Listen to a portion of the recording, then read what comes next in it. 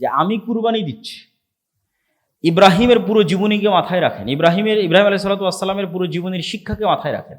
এবার আপনার কুরবানিকে মাথায় রাখেন, যে কুরবানির গোস্ত নিয়ে আপনি মারামারি করতেছেন, কুরবানির যে গোস্ত আর একটু বেশি খাবেন এই জন্য ভাগাই দিচ্ছেন, আর একটু গোস্ত বেশি দরকার এই জন্য, বা ভালো গোস্ত কেন পেলেন না এটা নিয়ে টানাটানি করতেছেন। তাহলে এই প্রত্যেকটা ধাপে আপনি চিন্তা করে দেখেন যে আপনার অন্তরের সাথে ইব্রাহিমের অন্তরের মিল আছে কিনা। কুরবানি তো দিয়ে দিলেন, কিন্তু ইব্রাহিম আলাইহিস সালাতু ওয়াস সালামের যে স্যাক্রিফাইসিং লেভেল ওটাকে আপনি ধরতে পারছেন না, ওটা ধারে কাছেও যেতে পারতেছেন না। তাহলে শুধু কুরবানি দিলে হবে না, শুধু হজ করলে হবে না, ইব্রাহিম আলাইহিস সালাতু ওয়াস সালামের ওই আদর্শটা ধরতে পারতে হবে। হজে গেছেন, হজে গিয়ে আপনার রুম ভালো হয়নি, এসি নাই, তাবু ভালো হয়নি, তা আপনি গেলে একটার উপর ধৈর্য ধরতে পারছেন না, সবসময় গালি গালাজ গিবত পরনিন্দার উপর আছেন। আরে টাকা পয়সা সব নিয়ে নিয়েছে, মুআল্লিম দিল না, এটা দিবে বলেছিল এটা দিল না, কাছে হোটেল দিবে বলেছিল কাছে দিল না। তাহলে আপনি কোন জায়গায় ইব্রাহিম আলাইহিস সালাতু ওয়াস সালামের আর তার স্ত্রীদের ওই আদর্শ, ওই ধৈর্য, ওই তাওয়াক্কুল আল্লাহর উপর আছে? আর ইব্রাহিম আলাইহিস সালামের পুরো জীবনীর আর একটা বড় শিক্ষা হচ্ছে যে এটা বললাম যে একটা সাধারণ মহিলার সাধারণ কাজকে আল্লাহ ইবাদত বানিয়ে দিলেন। এটা ইখলাস এবং তাওয়াক্কুল আল্লাহর প্রমাণ। ওই মক্কায় গিয়ে আপনি সারাদিন ছবি তুলতেছেন, ফেসবুকে দিচ্ছেন, তাহলে আপনি ইখলাসের ওই জায়গায় নাই, তাওয়াক্কুল আল্লাহর ওই জায়গায় নাই। তাহলে আমাদের কুরবানি বলেন, আমাদের হজ বলেন, আমাদের সিয়াম বলেন, এই প্রত্যেকটা যে ইব্রাহিম আলাইহিস সালাতু ওয়াস সালামের আদর্শ থেকে আমরা নিচ্ছি, আমাদের অন্তর সেই তাওহীদের কাছাকাছি নাই। তো এই জন্য ইব্রাহিম আলাইহিস সালাতু ওয়াস সালামের আদর্শ সম্পর্কে জানা খুবই জরুরি। ইব্রাহিম আলাইহিস সালাতু ওয়াস সালাম কে? আজ থেকে 5000 বছর পূর্বে আজকের ইরাকের রাজধানী বাগদাদ, যাকে কোরআনে বলা হয়েছে বাবেল, বিবাবেলা হারুত ও মারুত, বাবেল নামক নগরীতে হারুত মারুত ফেরেশতাকে অবতীর্ণ করেছিলাম, জাদুর শহর, ওইটার আজকের নাম বাগদাদ। সেখানে তৎকালীন বাদশাহ নমরুদের সবচেয়ে ঘনিষ্ঠ ধর্মযাজক, মূর্তি তৈরিকারী আজরের ঘরে জন্ম হলো ইব্রাহিম আলাইহিস সালাতু ওয়াস সালামের। নবীদের জীবনীর মধ্যে প্রত্যেক অ্যাঙ্গেলে শিক্ষা আছে, এখান থেকেও শিক্ষা আছে, যেটা আমরা বলি জন্ম হোক যথাতথা, কর্ম হোক ভালো। এবং রাসূল সাল্লাল্লাহু আলাইহি ওয়াসাল্লাম বলেছেন, কে কোন বংশে জন্ম নিয়েছে, কার রক্ত কি, এটা আল্লাহ সুবহানাহু ওয়া তাআলা দেখবেন না। নবী হলে নবীর সন্তান ভালো হবে, বাপ খারাপ হলে ছেলে খারাপ হবে, এরকম কোনো লজিক নাই। পিতা মূর্তি পূজক, তার সন্তান সবচেয়ে তাওহীদবাদী। আবার পিতা নবী, তার সন্তান কাফের, নূহ আলাইহিস সালাতু ওয়াস সালাম। সুতরাং ইমানের নূর সবচেয়ে পাওয়ারফুল, রক্ত নয়, বংশ নয়, ধন সম্পদ নয়। এবং আল্লাহ সুবহানাহু ওয়া তাআলার এটা পৃথিবী পরিচালনার মূলনীতি, যে ফেরাউন থাকলে মুসা থাকবে, মুসা থাকলে ফেরাউন থাকবে, নমরুদ থাকলে ইব্রাহিম থাকবে। পরিবেশ যতই ভয়ঙ্কর হোক, যতই বিপরীত হোক, ওর মধ্যে থেকে আল্লাহ সুবহানাহু ওয়া তাআলা বের করে নিয়ে আসবে ইমানের সবচেয়ে শক্তিশালী নূরকে। ফেরাউনের সময় সবচেয়ে বিপরীত পরিবেশের মধ্যে মুসা আলাইহিস সালামের মতো ইমানদার মানুষকে ফেরাউনের বাড়ি থেকে নিয়ে আসা হয়েছে। আর যখন নমরুদের আমলে সারা পৃথিবী মূর্তি পূজায় ছেয়ে গেছে, তখন সবচেয়ে বড় মূর্তি পূজক যে মূর্তি বানায়, ওর ঘর থেকে আল্লাহ ইব্রাহিমকে বের করে নিয়ে আসছে। তো ইব্রাহিম আলাইহিস সালাতু ওয়াস সালামের সেলফ অ্যানালাইসিস, উনি নিজে নিজেই, আল্লাহ সুবহানাহু ওয়া তাআলা ওনাকে যে হিকমা এবং জ্ঞান জন্মগতভাবে দিয়েছিলেন, শার্প মেধা, শার্প চিন্তা শক্তি, ওই চিন্তা শক্তি দিয়ে উনি চিন্তা করতে করতে আল্লাহ সুবহানাহু ওয়া তাআলার পরিচয়ের সাথে পরিচিত হয়েছেন, যেটা আপনারা সবাই জানেন। যে তৎকালীন বিশ্বে মানুষ মূর্তির পূজা করে, সূর্যের পূজা করে, এখনও হিন্দুরা সূর্য নমস্কার, সূর্য যখন উঠবে তখন সূর্য নমস্কার আছে, সেটা ভিন্ন স্টাইল আছে। এবং এমনকি সেই হিন্দুয়ানি কালচার ফলো করে আমাদের দেশেও শিখা অনির্বাণ, অনেক আগুন, অনেক কিছু, মূর্তি, খাম্বা, সেগুলোর সম্মান। তো ইব্রাহিম আলাইহিস সালাতু ওয়াস সালাম এগুলো অ্যানালাইসিস করলেন, যে আয়াতগুলো আমি পড়েছি, উনি পার্সোনালি অ্যানালাইসিস করলেন যে এই সূর্য, এই তারকা, এই নক্ষত্র, প্রত্যেকটার মধ্যে পরিবর্তন হচ্ছে, পরিবর্ধন হচ্ছে, হারিয়ে যাচ্ছে, ছোট হচ্ছে, বড় হচ্ছে, নিভে যাচ্ছে। এইটা কোনো রবের বৈশিষ্ট্য হতে পারে না, বরং এগুলোর আড়ালে এমন একজন আছেন যিনি এগুলোকে অদৃশ্য থেকে কন্ট্রোল করতেছেন। এবং এই সেলফ অ্যানালাইসিসের মাধ্যমে, হিকমার মাধ্যমে যখন উনি আল্লাহর সাথে পরিচিত হলেন, ওনার ইমান যখন মজবুত হলো আল্লাহ সুবহানাহু ওয়া তাআলার প্রতি, তখন উনি এই সেম প্রশ্ন মানুষকেও করা শুরু করলেন। তো শুরু করলেন তার নিজের বাবা থেকে, ইয়া আবাতি লিমা তা'বুদ মা লা ইয়াসমা ওয়ালা ইউবসির ওয়ালা ইউগনি আনকা শাইআ, হে আমার পিতা এমন কিছুর কেমনে ইবাদত করেন যা শুনতে পায় না, যা দেখতে পায় না এবং আপনার কোনো উপকার করতে পারে না। লজিক্যাল কোশ্চেন, কেন উনি অনেক শার্প মেধা আল্লাহ ওনাকে জন্মগত দিয়েছিল। যে এমন কিছুর কেমনে ইবাদত করি, এমন কবরের সামনে কেমনে মাথা নত করি, এমন খাম্বার সামনে কেমনে যাই, আর এমন মূর্তির সামনে কেমনে দাঁড়াই, শুনে না, দেখে না, কোনো উপকার করতে পারে না, ইললজিক্যাল। তখন ওনার বাবা ক্ষিপ্ত হয়ে গেলেন। মানুষের প্রথম বাধা তার ঘর থেকে আসে, সত্য এবং হক ঘর থেকে বাধাপ্রাপ্ত হয়। ইব্রাহিম আলাইহিস সালাতু ওয়াস সালামের পিতা বললেন যে তুমি যদি তোমার এই দাওয়াত পরিত্যাগ না করো, ফাইল্লাম তাংতাহি লা আরজুমান্নাক ওয়াহজুরনি মালিয়া, তুমি যদি বিরত না থাকো তাহলে পাথর দিয়ে মারবো তোমাকে, আর আমার এখান থেকে দূরে সরে যাও, সরো এখান থেকে, বের হয়ে যাও আমার ঘর থেকে। তখন ইব্রাহিম আলাইহিস সালাতু ওয়াস সালাম বলছেন, আস্তাগফিরু লাকা রব্বি, আমার প্রতিপালকের কাছে আমি আপনার জন্য দোয়া করব। ইন্না রব্বি কানা বি হাফিয়া, আমার প্রতিপালক আমাকে অনেক ভালোবাসে, অনেক আন্তরিক আমার প্রতি, আমি আপনার জন্য আমার প্রতিপালকের কাছে দোয়া করবো। উনি দোয়া করেছিলেন, কিন্তু সেই দোয়া আল্লাহ সুবহানাহু ওয়া তাআলা কবুল করেননি ওনার পিতার ক্ষমার জন্য। তারপরে যখন পিতার কাছে দাওয়াত পৌঁছে দিয়ে কোনো লাভ হলো না, হকপন্থী মানুষটা স্ট্রেট ফরওয়ার্ড হয়, যেটা সত্য বুঝে সেটা প্রচার করতে চায়। এবার উনি দেশের জনগণ, আশেপাশের সমাজের মানুষের কাছে এই দাওয়াত নিয়ে গেলেন। আশেপাশের সমাজের মানুষের কাছে যখন এই দাওয়াত নিয়ে গেলেন, সেটারও কৌশল অবলম্বন করলেন, ফিলোসফি, লজিক, দর্শন, প্রশ্ন। মানুষ সবাই যাবে মেলাতে, ফেস্টিভ্যাল, জাতীয় উৎসব, সবাই গেছে। ইব্রাহিম আলাইহিস সালাতু ওয়াস সালাম অসুস্থতার অজুহাতে যাননি। তিনি সেই সুযোগে সকল মূর্তিগুলো ভেঙে দিয়ে একটা বড় কুড়াল বড় মূর্তির ঘাড়ে রেখে দিয়েছেন। মান ফাআলা হাযা বিআলিহাতিনা, কে করলো এই কাজ আমাদের ইলাহগুলোর সাথে? তখন মানুষ বলতে লাগলো যে একজন যুবক আছে, এ তো মূর্তি বিরোধী কথা বলে, তার নাম ইব্রাহিম, এ আজকে মেলায় যায়নি। তাকে ধরে নিয়ে আসা হলো। আনতা ফাআলতা হাযা বিআলিহাতিনা ইয়া ইব্রাহিম, ইব্রাহিম তুমি কি আমাদের প্রভুদের সাথে এই কাজ তুমি করেছো?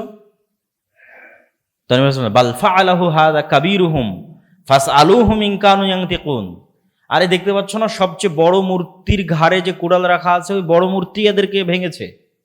হয় ওই বড় মূর্তিকে জিজ্ঞেস করো, নাহলে যেগুলো ভেঙে পড়ে আছে এদের জিজ্ঞেস করো, আহত হয়ে আছে যেগুলো এদের জিজ্ঞেস করো যে কে ভেঙেছে। তখন ওরাই পাল্টা বলতেছে এটা কিন্তু দাওয়াত দেওয়ার জন্যই ঘটনা ঘটানো। ওরাই তখন পাল্টা বলছে, আরে এরা তো কথা বলতে পারে না, তুমি তো জানো ইব্রাহিম, তুমি তো জানো এরা কথা বলতে পারে না। এবার ইব্রাহিম আলাইহিস সালাম বলছে, কাইফা তা'বুদুন, তোমরা এমন সত্তার কেমনে ইবাদত করো, মা লা ইয়ানফাউকুম ওয়া লা ইয়াদুররুকুম, যা তোমাদের কোনো ক্ষতিও করতে পারে না, কোনো উপকারও করতে পারে না, কথাও বলতে পারে না। ইললজিক্যাল। কেউ এসে ভেঙে দিয়ে চলে গেল, নিজেকে বাঁচাতে পারলো না, তার কেমনে ইবাদত হয়? তখন মানুষজন ইব্রাহিম আলাইহিস সালাতু ওয়াস সালামকে এবার নিয়ে চলে গেলেন একদম রাজ দরবারে। প্রথমে বাবা, তারপরে সমাজ, এবার সরাসরি বাদশাহ। কেন ওনার দাওয়াতের উত্তর কারো কাছে নাই। এবার বাদশার সাথে তর্ক বিতর্ক। বাদশাহ বলছে, কার ইবাদত করো তুমি? বলে আমি এক আল্লাহর ইবাদত করি। কি আছে সেই এক আল্লাহর? বলে ইন্না রাব্বি ইউহয়ি ওয়া ইউমীত, আমার আল্লাহ মৃতকে জীবিত করতে পারে, জীবিতকে মৃত করতে পারে। তো নম্বর বলছে আনা উহয়ি ওয়া উমীত, এটা আবার কোন বড় কথা হলো? আমিও মৃতকে জীবিত করতে পারি, জীবিতকে মৃত করতে পারি। ফাঁসির আসামিকে মুক্তি দিয়ে দিলাম, সাধারণ নিরপরাধ মানুষকে হত্যা করে দিলাম, এবং চোখের সামনে ঘটালো এই ঘটনা। তা আমি তোমার আল্লাহ আর আমার মধ্যে তাহলে পার্থক্য কি? তখন ইব্রাহিম আলাইহিস সালাম বললেন, আল্লাহ সুবহানাহু, তুমি যদি সক্ষম হও তাহলে তুমি যেই সূর্য প্রত্যেক দিন পূর্ব দিক থেকে উঠতেছে, ফাতি বিহা মিনাল মাগরিব, যদি তুমি নিজেকে রবই দাবি করো তাহলে এই সূর্যকে আজকে তুমি পশ্চিম দিক থেকে উঠাও। এবং এই চ্যালেঞ্জ কিন্তু এখনো অব্যাহত। কেন এই চ্যালেঞ্জ এখন অব্যাহত? কেন এখন সায়েন্স এবং টেকনোলজি সর্বোচ্চ স্তরে আছে। তো কেউ যদি সবচেয়ে বড় সায়েন্টিস্ট হয়, সে আসমানের নিজামকে হ্যাক করুক, যে নিজামের মধ্যে দিয়ে সূর্য উঠছে এবং ডুবছে, চন্দ্র উঠছে এবং ডুবছে। ইব্রাহিম আলাইহিস সালাম তো এই চ্যালেঞ্জ দিয়েছিলেন যে তুমি এটা করো। এখন যেমন আমাদের মোবাইল, কম্পিউটার সবই হ্যাক করা যায়, আসমানি সিস্টেমকে কেউ হ্যাক করুক এবং সেই সিস্টেমের মধ্যে নিজে থেকে পরিবর্তন নিয়ে আসুক। মানুষের সভ্যতা যত উন্নতি হোক না কেন, এই চ্যালেঞ্জ চলমান যে আসমানের সিস্টেমকে হ্যাক করতে হবে। কে হ্যাক করতে পারো আসো, এবং সেখানে নিজের সিস্টেম চালাতে পারো। ফাবুহিতাল্লাযী কাফার। এবার যখন বাদশাও ইব্রাহিম আলাইহিস সালাতু ওয়াস সালামের যুক্তির সামনে পরাজিত হয়ে গেল, মানুষ যখন যুক্তিতে পারে না, তখন জুলম এবং অত্যাচার নেমে আসে। হাররিকুহু ওয়ানসুরু আলিহাতাকুম, আগুন জ্বালাও তোমাদের রব এবং প্রতিপালকের বিরুদ্ধে। ধর্মদ্রোহিতা, অপমানসূলক কথা বলতেছে, একে আগুন জ্বালিয়ে হত্যা করো। আল্লাহ সুবহানাহু ওয়া তাআলা বলেন, ইয়া নারু কুনি বারদাম ওয়া সালামান আলা ইব্রাহিম, হে আগুন তুমি ইব্রাহিমের জন্য ঠান্ডা শীতল হয়ে যাও। তাই ঘটল। আগুন প্রজ্বলন শেষ হয়ে গেল, ইব্রাহিম আলাইহিস সালাতু ওয়াস সালাম অক্ষত অবস্থায় বের হয়ে আসলেন। যখন তারা বুঝলো ইব্রাহিম আলাইহিস সালাতু ওয়াস সালামকে হত্যা করতে পারছে না, তখন তাকে দেশ থেকে বের করে দিল। প্রায় সব নবী নিজ এলাকা থেকে বিতাড়িত হয়েছে, নিজ সমাজ থেকে বিতাড়িত হয়েছে, নিজ দেশ থেকে বিতাড়িত হয়েছে। আমরা যদি বিতাড়িত না হয়ে থাকি, তাহলে আমাদের দাওয়াতের মধ্যে কম্প্রোমাইজ আছে। দাওয়াত যে খুব শক্তভাবে হুবহু শতভাগ তাওহীদপন্থীর উপর দাওয়াত দিবে, তার মধ্যে এই জুলুম, এই বিপদগুলো নেমে আসবে। ইব্রাহিম আলাইহিস সালাতু ওয়াস সালামের জীবনী দেখেন আর মুহাম্মদ সাল্লাল্লাহু আলাইহি ওয়াসাল্লামের জীবনী দেখেন, অনেক কিছু কমন পাবেন। ইব্রাহিম ইসলাম যেমন মূর্তি পূজার সমাজে জন্ম নিয়েছে, মুহাম্মদ সাল্লাল্লাহু আলাইহি ওয়াসাল্লাম মূর্তি পূজার সমাজে জন্ম নিয়েছে। ইব্রাহিম ইসলাম যেমন নিজ পরিবার এবং সমাজে দাওয়াত দিয়েছে, মুহাম্মদ সাল্লাল্লাহু আলাইহি ওয়াসাল্লাম নিজ পরিবার সমাজে দাওয়াত দিয়েছে। ইব্রাহিম আলাইহিস সালামকে যেমন তার মানুষ এলাকা থেকে বের করে দিয়েছে, মুহাম্মদ সাল্লাল্লাহু আলাইহি ওয়াসাল্লামকে মানুষ তার এলাকা থেকে বের করে দিয়েছে। তাহলে ইব্রাহিম আলাইহিস সালাতু ওয়াস সালাম ইরাক থেকে হিজরত করে কোথায় গেলেন? শাম, সিরিয়া, ফিলিস্তিন। আর মুহাম্মদ সাল্লাল্লাহু আলাইহি ওয়াসাল্লাম হিজরত করে কোথায় গেলেন? মক্কা থেকে মদিনা। এই জন্য রাসূল সাল্লাল্লাহু আলাইহি ওয়াসাল্লাম বললেন, কিয়ামত পর্যন্ত দিন থাকবে কোথায়? যেখানে মুহাম্মদ সাল্লাল্লাহু আলাইহি ওয়াসাল্লাম হিজরত করে গেছে আর যেখানে ইব্রাহিম আলাইহিস সালাম হিজরত করে গেছে। দারু হিজরাতে মুহাম্মদ ওয়া দারু হিজরাতে ইব্রাহিম। দারুল হিজরা, যেই জায়গা মুহাম্মাদের হিজরতের জায়গা আর যেই জায়গা ইব্রাহিমের হিজরতের জায়গা, কিয়ামত পর্যন্ত এই দুই জায়গায় হক থাকবে। শামে হক থাকবে, মদিনায় হক থাকবে, এখনো আছে। ইব্রাহিম আলাইহিস সালাতু ওয়াস সালাম শাম, সিরিয়া, ফিলিস্তিনে হিজরত করে গেলেন। সারা আলাইহিস সালাতু ওয়াস সালামের সাথে তার বিবাহের ঘটনা কখন, তা কোরআন এবং হাদিসে স্পষ্ট জানা যায় না। কিন্তু সিরিয়া এবং ফিলিস্তিন থেকে খাদ্যের সন্ধানে অথবা কোনো কাজে মিশর যাচ্ছেন। আর শাম এবং মিশরের সাথে এই যোগাযোগ 5000 বছরের পুরাতন। ইব্রাহিম আলাইহিস সালাম যেমন শাম থেকে মিশর যাচ্ছে, তারও কয়েক শত বছর পর ইউসুফ আলাইহিস সালাম এবং তার ভাইয়েরা শাম থেকে মিশর যাবে।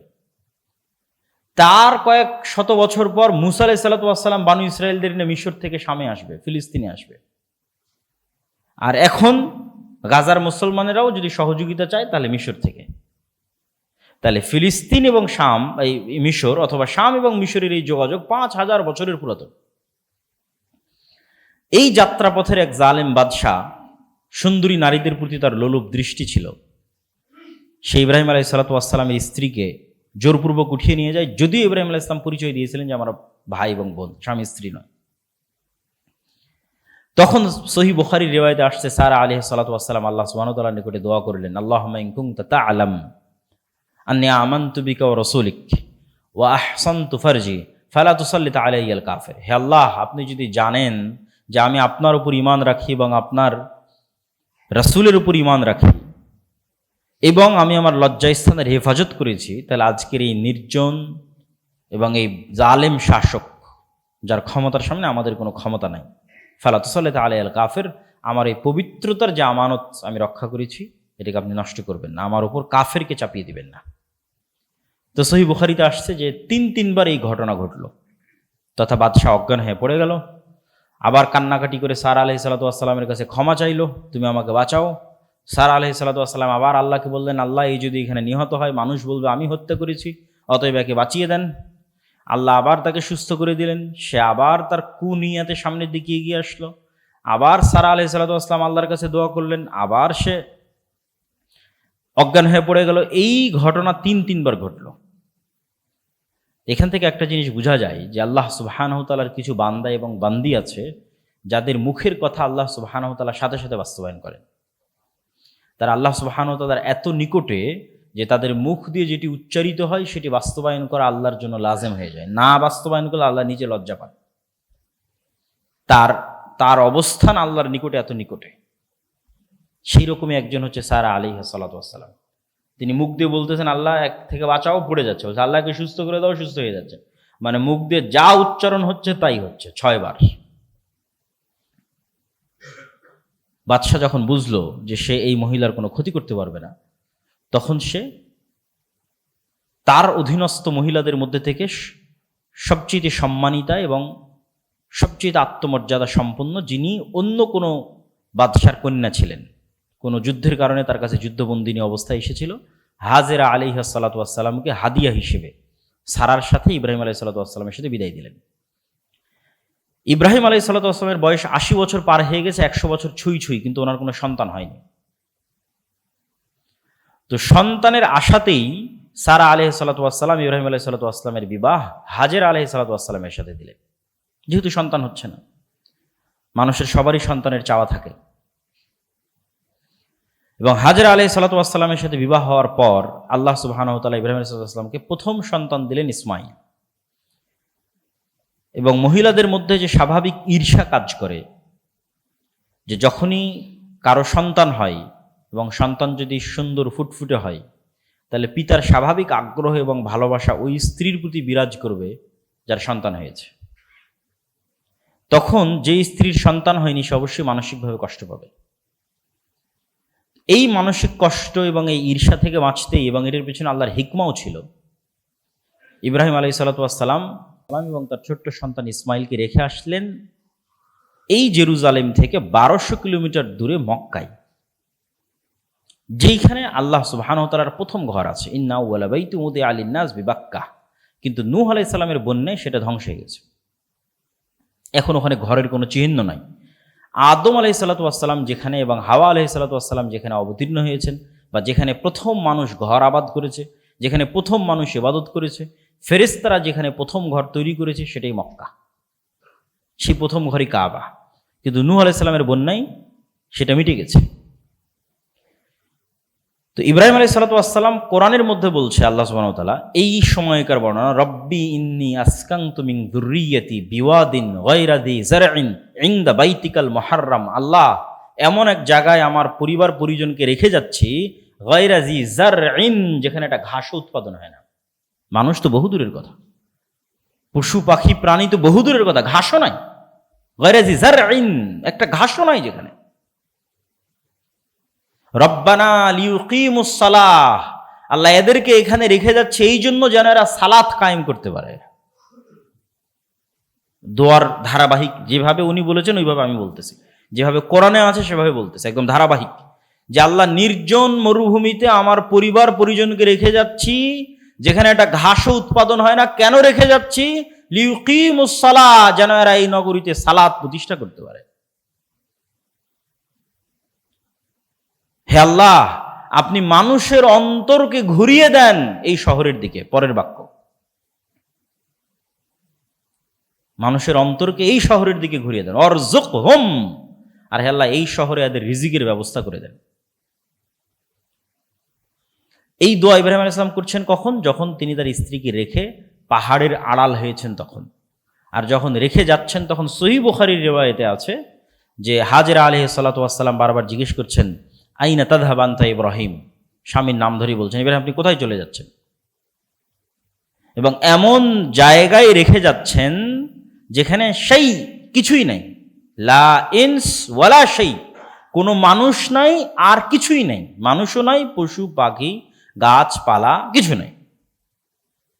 ইব্রাহিম আলাইহিস সালাতু ওয়াস সালাম কোনো উত্তর দিচ্ছেন না। তিনবার এই প্রশ্ন করার পর হাজেরা আলাইহিস সালাতু ওয়াস সালাম বলেন, আল্লাহ আমারাক, আল্লাহ কি আপনাকে আদেশ দিয়েছে আমাদের এখানে রেখে যাওয়ার জন্য? ইব্রাহিম ইসলাম বললেন, নাম ফালাই ইউদাইয়া আনাল্লাহ। যখন ইব্রাহিম ইসলাম বললেন হ্যাঁ, তখন হাজেরা উত্তরে বলছেন, যদি আল্লাহর আদেশ হয় তাহলে আমাদেরকে আল্লাহ ধ্বংস করবেন না। কি পরিমাণ তাওয়াক্কুল, আল্লাহর উপর ভরসা হলে, আল্লাহর উপর ঈমান হলে এই ধরনের পরিস্থিতিতে এই ধরনের উত্তর দেওয়া যায়। এবং তারপরের ঘটনা তো আপনাদের জানাই আছে, যতটুকুই খাবার ছিল সেটা যখন শেষ হয়ে গেল, এবং পানির অভাবে, নির্জন মরুভূমিতে পানিরও ব্যবস্থা নেই, একটা মানুষকে, একটা পরিবারকে এমন জায়গায় রেখে যাওয়া হচ্ছে যেখানে পানিরও ব্যবস্থা নেই। এটা কল্পনাও করা যায় না, চিন্তাও করা যায় না। তো যখন উনি পানির সন্ধানে সাফা এবং মারোয়া দুই পাহাড়ের মধ্যে দৌড়াতে লাগলেন যে আশেপাশে কোনো মানুষ আছে কিনা, কারো কাছে সাহায্য চাওয়া যায় কিনা, পাওয়া যায় কিনা, তো এই সাফা এবং মারওয়া পাহাড়ে দৌড়ানোর কথা আল্লাহ কোরআনে বলছেন, ইন্নাস সাফা ওয়াল মারওয়াতা মিন শাআইরিল্লাহ।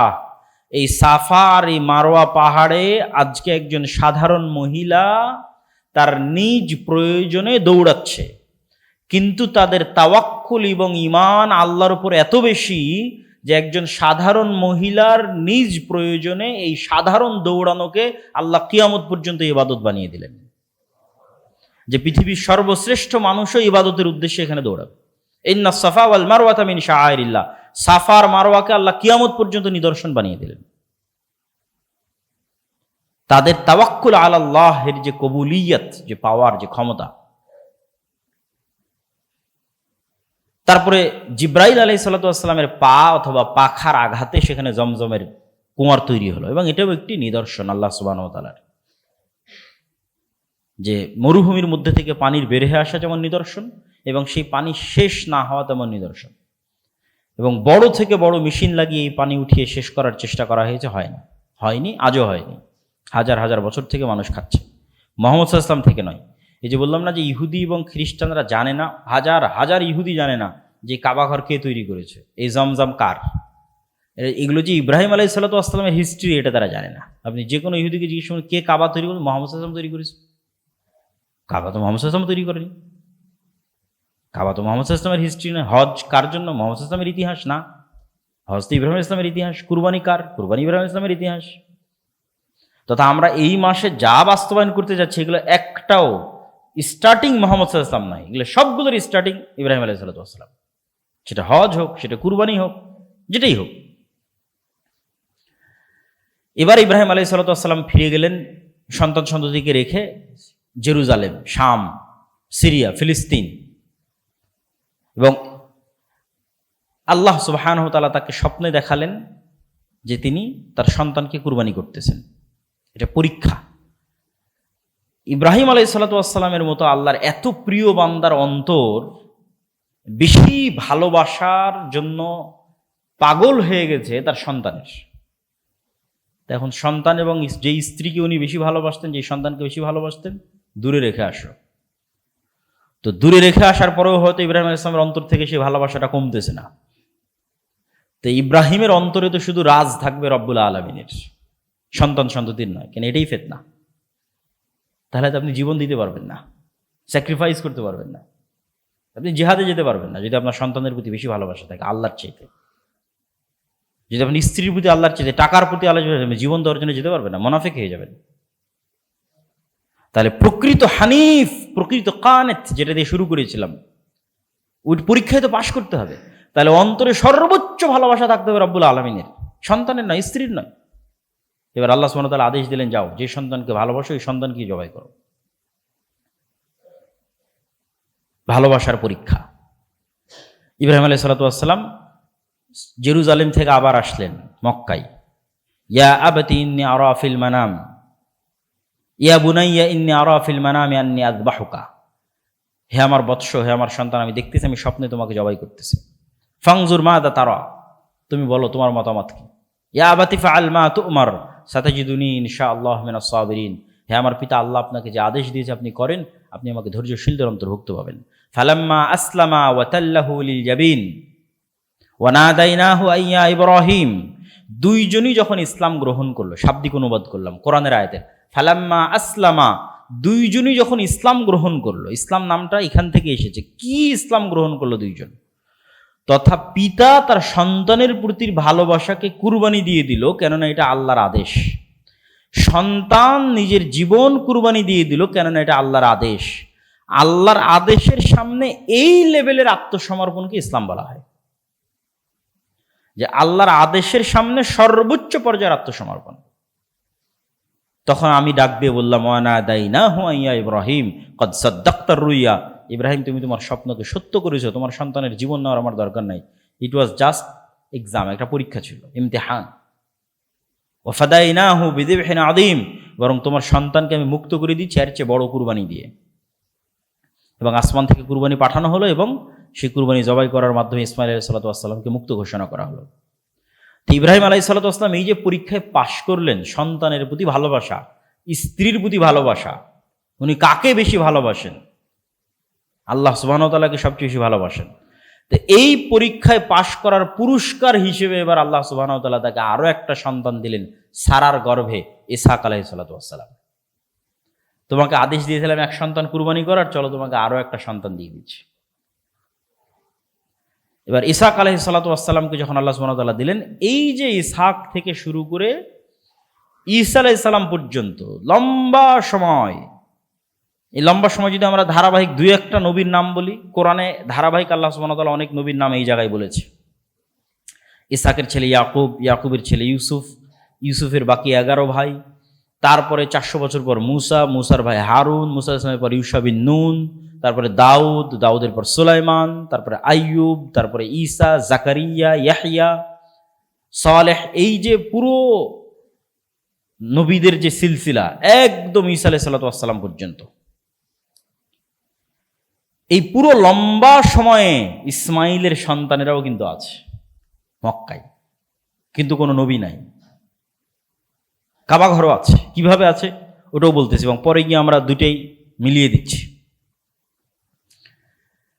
তো এদিকে ইসহাক আলাইহিস সালামও বড় হচ্ছে, ওইদিকে ইসমাইল আলাইহিস সালামও বড় হচ্ছে। পরবর্তীতে একদিন ইব্রাহিম আলাইহিস সালাম আবারও জেরুজালেম থেকে মক্কায় গেলেন, 1200 কিলোমিটার পথ, পায়ে হাঁটতেন অথবা ঘোড়ায় অথবা উঠে, আল্লাহু আলাম, আল্লাহ প্রজা। তো গিয়ে সালাম দিচ্ছেন, বাড়িতে বাড়ির মালিক নাই, ইসমাইল নাই। তোমরা কেমন আছো, কাইফা হাইআতুকুম, কেমন আছো তোমরা? বল নাহনু ফি শিদ্দা, খুব কষ্টের মধ্যে আছে, বেটার বউ বলতেছে। তো এটা যে বলার পর আর কোনো কথা ইব্রাহিম আলাইহিস সালাম জিজ্ঞেস করেন, বলছে বাড়িতে বাড়ির মালিক আসলে সালাম দিও, আর বলিও যে গাইয়ির উতবাতা বাবি, দরজার কপাট চৌকাট যেন পরিবর্তন করে নেয়। আবারও কতদিন পর ইব্রাহিম আলাইহিস সালাম গেছে, আল্লাহু আলাম। তো ইব্রাহিম আলাইহিস সালাম যেখানেই যেতেন বর্ণিত আছে যে তার একটা সুগন্ধি ছড়িয়ে থাকতো এবং বোঝা যেত যেখানে তিনি এসেছিলেন। ইসমাইল আলাইহিস সালাম আসার পর বললেন, আনাসা শাইআন, কেউ কি এসেছিল? উনি বুঝতে পারলেন কেউ, হ্যাঁ এরকম একজন বৃদ্ধ মুরব্বী মানুষ এসেছিল। ও কি বলেছে? তো উনি তোমার পিতা ছিলেন, তোমাকে তালাক দিতে বলে গেছে, তুমি তোমার বাপের বাড়ি চলে যাও। আবারও অনেক দিন পর ইব্রাহিম আলাইহিস সালাম এসেছে, তখনও এই বাসায় ইসমাইল আলাইহিস সালাম নেই। তোমরা কেমন? এবার এই স্ত্রীকে ইব্রাহিম জিজ্ঞেস করছে, কাইফা হাইআতুকুম, তোমরা কেমন আছো? তখন এই স্ত্রীর উত্তরে বলেছে, আলহামদুলিল্লাহ, আসনাত আলাল্লাহ, সহিহ বুখারীর ইবারত, যে স্ত্রী আল্লাহর প্রশংসা করেছে। আল্লাহর প্রশংসা শুনে ইব্রাহিম আলাইহিস সালামের মন ভরে গেছে। এটাই কিন্তু উনি শুনতে চেয়েছিলেন, যে তুমি কষ্টে থাকো আর দুঃখে থাকো, প্রশংসা হতে হবে আল্লাহর, ধৈর্য থাকতে হবে, সবর থাকতে হবে, না হলে সংসার এবং পরিবার টিকবে না। অধৈর্য এবং অল্পে সন্তুষ্ট না এরকম কোনো স্ত্রীদের পরিবার সামনের দিকে আগাবে না, বড় হবে না। যখন আসনাত আলাল্লাহ, আল্লাহর শুকরিয়া আদায় করেছে, ইব্রাহিম আলাইহিস সালামের মন খুশি হয়ে গেছে। এবার উনি আগ্রহ নিয়ে জিজ্ঞেস করছেন, তোমরা কি খাও, কি পরো, আরও হয়তো অনেক কথা জিজ্ঞেস করেছে। তুমি বলছে আমরা পানি খাই আর গোস্ত খাই। তুমি বলছে আল্লাহ তোমাদের পানিতে এবং গোস্তে বরকত দান করুক, আর যদি বাড়ির মালিক আসে বলিও যেন এই দরজাকে স্থির রাখে। এরপরে আর একবার ইব্রাহিম আলাইহিস সালাম গেলেন, তাহলে এটা পঞ্চমবার। এখন যেটা এই পঞ্চমবার যখন ইব্রাহিম আলাইহিস সালাম গেলেন, এবার ইসমাইল আলাইহিস সালামের সাথে তার সাক্ষাৎ হলো। ওয়াইদ ইয়ারফাউ ইব্রাহিমুল কওয়াইদ মিনাল বাইত ওয়া ইসমাঈল রব্বানা তাকাব্বাল মিন্না ইন্নাকা আনতাস সামিউল আলিম। এবার ইব্রাহিম আলাইহিস সালাম বললেন, এখানে আল্লাহর একটা ঘর আছে, এই ঘর আমাকে এবং তোমাকে তৈরি করতে হবে, এটা আল্লাহর আদেশ। তখন বাপ বেটা মিলে পাথরের উপর পাথর রেখে তৈরি করতে লাগলেন, আর একটা পাথরকে আল্লাহ লিফটের মতো মজেজা দিয়ে দিলেন, যেটা মাকাম ইব্রাহিম। উঁচুতে উঠতে চাইলে উঁচুতে উঠে, নিচে নামতে চাইলে নিচে নামে। ওয়াতাহহির বাইতি লিত-তাইফিনা ওয়াল আকিফিনা ওয়ার রুকআইস সুজুদ। আর আল্লাহ আমাকে আদেশ দিয়েছেন এখান থেকে হজের ঘোষণা দিতে, এবং এই ঘর পরিষ্কার রাখতে তাওয়াফকারীদের জন্য, রুকুকারীদের জন্য, সিজদাকারীদের জন্য। কাকে আদেশ দিচ্ছে পরিষ্কার রাখতে? ইব্রাহিম আর ইসমাইল। তাহলে ইব্রাহিম আর ইসমাইল হলো মসজিদের খাদেম। তাহলে ইব্রাহিমের ওই সন্তানের বংশধরেরাও মসজিদের খাদেম, যেমন মারিয়াম আলাইহিস সালাম মসজিদের খাদেম। ইব্রাহিমের এই সন্তানের বংশধরেরাও মসজিদের খাদেম। ডাইরেক্ট কোরআনের আয়াত যে মসজিদ পরিষ্কার রাখার দায়িত্ব তোমাদের। তাহলে মসজিদের সাথে কানেক্টেড থাকলে আদর্শ পরিবার তৈরি হয়। যদি ইব্রাহিমের পরিবারকে সবচেয়ে আদর্শ পরিবার গণ্য করা হয়, তাহলে ইব্রাহিমের দুই পরিবারই, ইব্রাহিম এবং ইসমাইল এবং ইসহাক, এরা হচ্ছে মসজিদের সাথে কানেক্টেড। এদের কাজ মসজিদ রক্ষণাবেক্ষণ করা, মসজিদ পরিষ্কার করা, মসজিদ দায়িত্ব পালন করা। ওয়াজ্জিন লিন্নাস ওয়াজ্জিন ফিন্নাস বিল হজ, আর মানুষের মধ্যে হজের ঘোষণা দিয়ে দাও। কোনো মানুষ নাই, জন নাই, পরিবার নাই, পরিজন নাই, মানুষের মধ্যে হজের ঘোষণা দেওয়া হলো। তাহলে এই হজ ইব্রাহিম আলাইহিস সালামের যুগ থেকে চলে আসতেছে। এবং যখন মোহাম্মদ সাল্লাল্লাহু আলাইহি ওয়াসাল্লাম ছোটবেলায় তখনও তার বাপদাদারা হজ করতেন।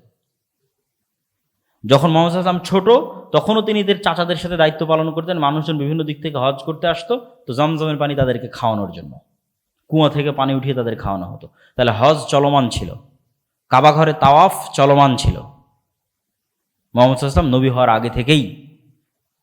আলাম তারা কাইফা ফাআলা রাব্বুকা বিআসহাবিল ফিল আলাম ইয়াজআল কাইদাহুম ফি তাজলিল। আব্রাহার বাহিনী আসলো কাবা ধ্বংস করতে, মোহাম্মদ সাল্লাল্লাহু আলাইহি ওয়াসাল্লামের তখন জন্মই হয়নি। তাহলে কাবা অস্তিত্বমান, যেটা ইব্রাহিম আলাইহিস সালাম তৈরি করে গেছে। তাহলে এরা কার সন্তান? এই দীর্ঘ সময়ে, যেই দীর্ঘ সময় ইসহাক থেকে, ইয়াকুব থেকে, ইউসুফ থেকে, তার 400 বছর পরে মুসা হয়ে, হারুন হয়ে, দাউদ হয়ে, সুলাইমান হয়ে, আইয়ুব, ঈসা, জাকারিয়া হয়, ঈসা আলাইহিস সালাতু ওয়াস সালাম পর্যন্ত, এই যে লম্বা 2500 বছর, এই 2500 বছর ইসমাইলের সন্তানেরা এখানে আছেই, এই কাবা এবং কাবার পাশে আছি, এই কাবা আবাদ করছে, এখানে হজ হচ্ছে, সব হচ্ছে। আল্লাহ সুবহানাহু ওয়া তাআলা তাওরাত, জবুর, ইনজিল সবগুলোতে বলে রাখলেন তোমাদের ভাইয়ের মধ্যে একটা নবী আসবে।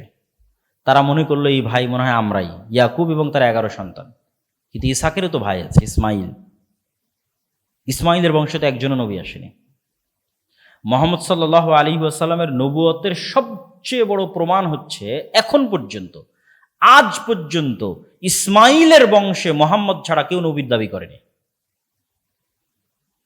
যে মুহাম্মদ সাল্লাল্লাহু আলাইহি ওয়াসাল্লামের আগে ইসমাইলের বংশে আর কেউ নবীর দাবি করত, মুহাম্মদ সাল্লাল্লাহু আলাইহি ওয়াসাল্লামের পরে ইসমাইলের বংশে আর কেউ নবীর দাবি করত, that would be a conflict, সেটা একটা কনফ্লিক্ট হতে পারত। কিন্তু ইসমাইল আলাইহিস সালাতু ওয়াস সালামের বংশে আজ পর্যন্ত টিল নাও কেউ নবী দাবি করেনি একজন ছাড়া, মুহাম্মদ সাল্লাল্লাহু আলাইহি ওয়াসাল্লাম। তাহলে মুহাম্মদ সাল্লাল্লাহু আলাইহি ওয়াসাল্লাম রক্তে ইব্রাহিমের উত্তরসূরি, আদর্শে ইব্রাহিমের উত্তরসূরি, ঐতিহ্য, ওই যে ইব্রাহিম কাবা তৈরি করেছে, জমজম ইব্রাহিম আলাইহিস সালামের কানেক্টেড, হজ ইব্রাহিম আলাইহিস সালামের কানেক্টেড, কুরবানি ইব্রাহিম আলাইহিস সালামের সাথে কানেক্টেড।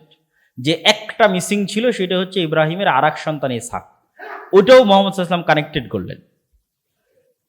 আল্লাহ বললেন সালাত আদায় করতে হবে মসজিদে আকসামুখী হয়ে, অথচ তখন মক্কাতেই আছে, কাবাতেই আছে। কাবাতে থেকে সালাত আদায় করতে হচ্ছে মসজিদে আকসামুখী হয়ে। এটা ওই মক্কা এবং ওই মদিনার ইহুদি খ্রিস্টান ছাড়া এই মুশরিকদের এটা নলেজও ছিল না যে এটা কেমনে সম্ভব।